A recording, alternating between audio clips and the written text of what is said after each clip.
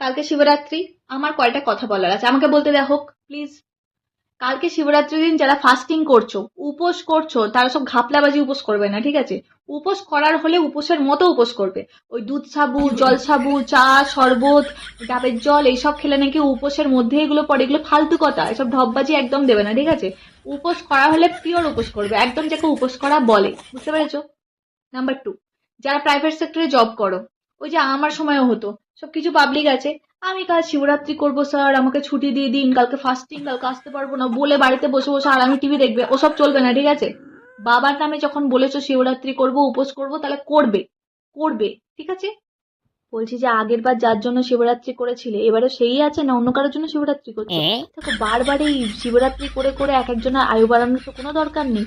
তার সাথে ব্রেকআপ, এই যে আগের বছর যার জন্য শিবরাত্রি করেছিলে তার সাথে ব্রেকআপ হয়ে গেছে, সে অন্য কাউকে বিয়ে করবে, কেন তুমি অন্য কারোর বরের জন্য তুমি শিবরাত্রি করেছো, তার আয়ু বাড়িয়েছো, তার জন্য মঙ্গল কামনা করেছো, কি দরকার? ফালতু ফালতু। তার আগে পার্মানেন্ট হোক, তারপর শিবরাত্রি করবে, বুঝতে পেরেছো?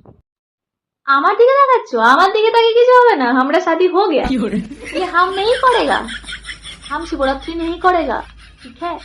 कपाल में जुट गया, अब शिवरात्रि नहीं करेगा, मिल गया एक शिव जैसा। হিন্দি কেন বলছি ভাই, উল্টো পাল্লা। আমার বিয়ে হয়ে গেছে, আমি শিবরাত্রি করে কি করব? তাই শিবরাত্রি করি না।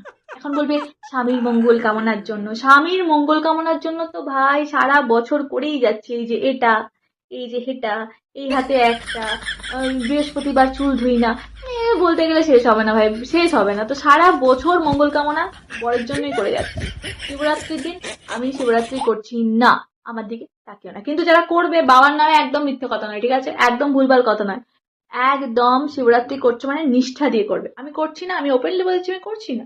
যারা করবে তারা নিষ্ঠার সাথে করবে, ঠিক আছে? হর হর মহাদেব। শিবরাত্রির অনেক শুভেচ্ছা।